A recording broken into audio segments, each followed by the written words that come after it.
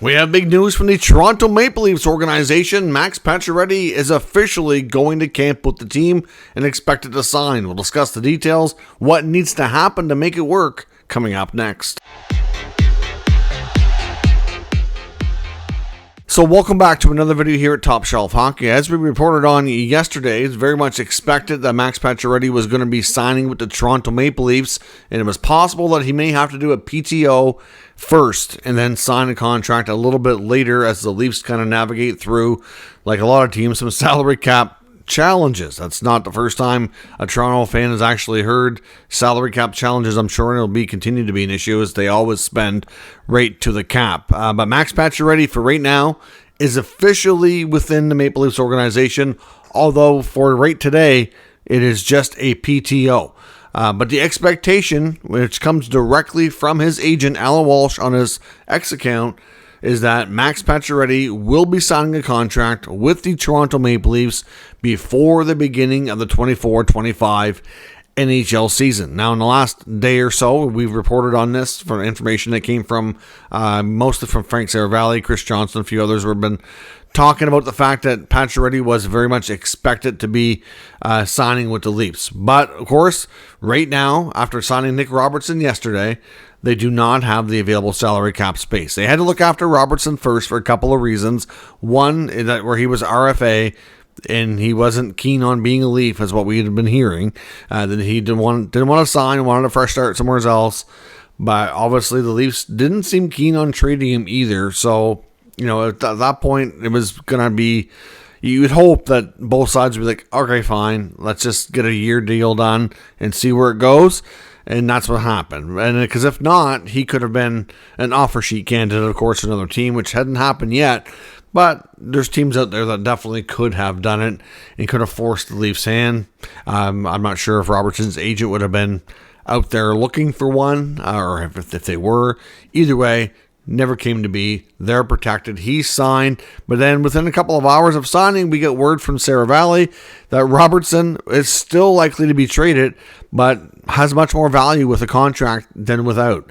So we'll see what the future holds for Nick Robertson, but obviously Max Pacioretty and Nick Robertson play the same position. So clearly, I do think what goes down with Robertson is potentially going to be impactful on what happens with Max. But seeing that his agent, Alan Walsh, has already put it out on, social media here to the public to see that he's expected to sign.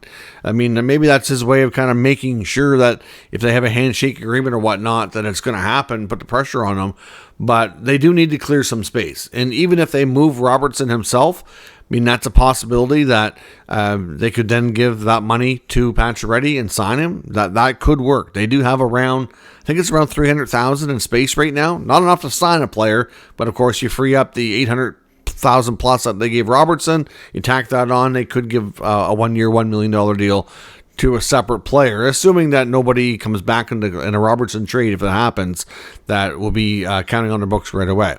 So we'll see on that front. But there's also talk that the Leafs would also like to sign Yanni Hakanpää, who that whole scenario was been dragging on all summer, waiting to see if this is going to happen or not, because it was actually talked about on July 1 and discussed by Brad Treliving himself, the GM of the Leafs. So we'll see what happens. But clearly, when it comes to Pacioretty, this is an idea here to bring in another veteran who can kind of push along this team, a former captain. But to me, I think they should be cautious here. I'm not sure if Pacioretty is really the answer. I mean, he could turn out to be a terrific fit, score 20, 30 goals. Wouldn't be shocking if that happened, given his long history of being such a proven goal scorer in the NHL. But I will caution fans, it's been a long time. It's been about 4 to 5 years since he's played anywhere near a full schedule in the NHL. It was the COVID-shortened 1920 season that he was on track to play around 80 games. But of course, COVID shut the league down. He ended up playing 71. The next year was a 56-game campaign, shortened season because of the restrictions and getting started late and all that. He played 48 out of 56, so pretty close. But then the last few years, He's played 53 games total in the last 2 seasons and only scored 7 goals. So that puts him on pace, for what does that work out to? Like 11, 12 goals over an 82-game campaign. That's not really what you need from a veteran who's got many 25, 30-plus goal-scoring seasons on his resume. So, clearly Pacioretty, to me, last year in Washington, started slow, didn't seem like quite the same player. As the year went on, he did seem to get a little bit better.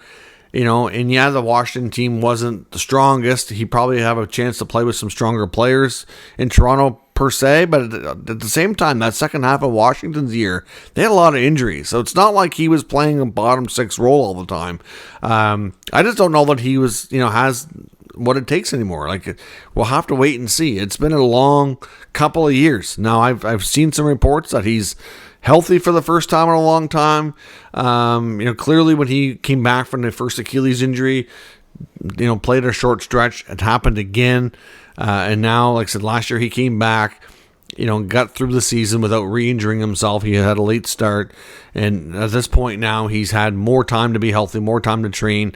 And some people are saying that he's as healthier that he's been in a long time. And I hope for his sake that that's the case, because he's had a really rough go. But given the track record of the past couple of years, it's just really difficult to see how this is a slam dunk home run. But at the same time, you could also say, with his history, it's worth the risk.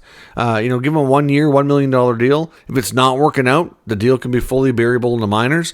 The contract is going to expire after 1 year. It's not like you're tied to a long deal. Now, we don't know for sure that it's going to be a 1 year, $1 million. That's just my assumption based on the whole, veteran minimum that you often see with these established players. But, will it be that? I would hope so, with the, kind of handshake agreement that, if I'm having a good first half of the season, looks like I still got lots of game left, that maybe we extend for an extra year or two or something like that. But I'd want to see more before committing than that, right? You would think.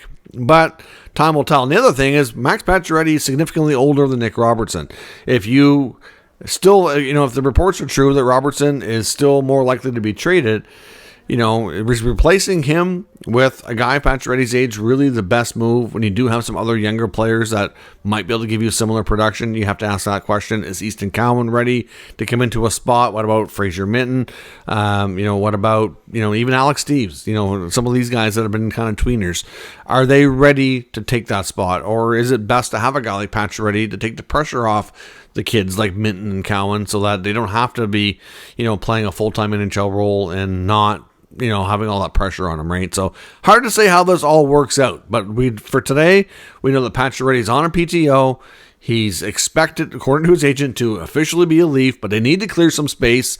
And if Joni Hakanpää is going to be a Leaf too, then another trade has to happen. We talked about it in the video last night. If you want further analysis on, the trade scenarios that we went through, you can check that video out. I'll link it here in the YouTube cards. But essentially, we're looking at guys like Connor Timmins, maybe a Calle Järnkrok, and of course there's the whole Robertson question mark as well. So let me know what you think down in the comments on Max Pacioretty. Is he going to come in and have a good year for the Leafs? Is this worth the risk? And also, who do you think are the most likely trade candidates to make some space to bring him in? And is Robertson one of those guys, according to Frank Saravalli? Let me know what you think. We'll talk about it further. If you're new to the channel, make sure you subscribe and stick around.